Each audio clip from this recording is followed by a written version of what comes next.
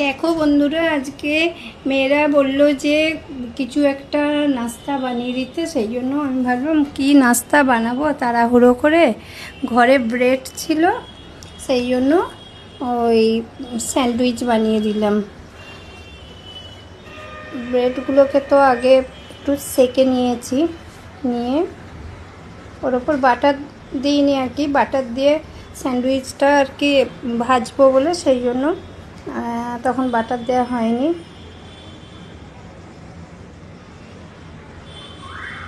দেখো এই যে বাটার দিয়ে দিলাম, দিয়ে আর স্যান্ডউইচটার ভেতরে পুর কি দিয়েছি বলো তো, আর ঘরে আলু সিদ্ধ ছিল, সেই আলু সিদ্ধকে একটু সব কিছু চাট মশলা পাট মশলা দিয়ে একটু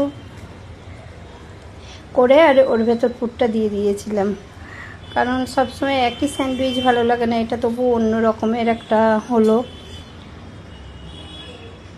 আর পুরের ওপরে চিজ গ্রেট করে দিয়েছিলাম।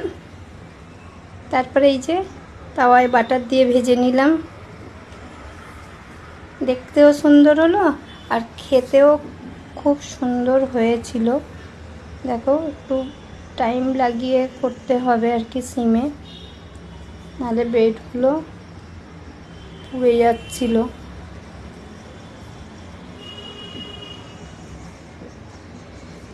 তোমরা এরকম কোনো দিনও স্যান্ডউইচ বানিয়েছো কি আমাকে একটু জানিও তো। তোমরা মানে কি কি স্যান্ডউইচ বানাও সেটাও আমাকে একটু জানিও। নতুন নতুন রকমের কি স্যান্ডউইচ বানাও। এটা মোটামুটি খারাপ হয়নি, ভালোই হয়েছিল, একবার তোমরাও করে খেয়ে দেখতে পারো। ওই একটু পেঁয়াজ গ্রেট করে দিয়েছিলাম আর একটু সিমলা মির্চি দিয়েছিলাম আর একটু গাজর, সবই অল্প করে দিয়েছিলাম, আর চাট মশলা আর চিলি অয়েল দিয়ে মেখেছিলাম। আর তো একটু লবণ তো দিতেই হবে, আমি বিট লবণটা ইউজ করেছিলাম। দেখো হয়ে গেছে অনেকগুলো। এই যে মেয়েদের সার্ভ করে দিচ্ছি। এটা সস দিয়ে ভালো লাগবে, যে যেমন সস দিয়ে, কারণ এই স্যান্ডউইচ একটু সস দিয়েই ভালো লাগে, চাটনি দিয়ে নয়। দেখো সস দিয়ে সার্ভ করে দিলাম মেয়েদের।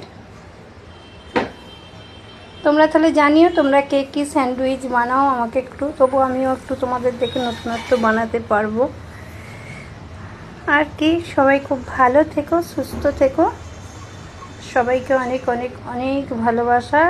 আর এই গরমে প্রচুর পরিমাণে জল খাও আর এরকম স্যান্ডউইচ খেয়ে যাও, কিছু হবে না। চলো সবাই খুব ভালো থেকো, টাটা।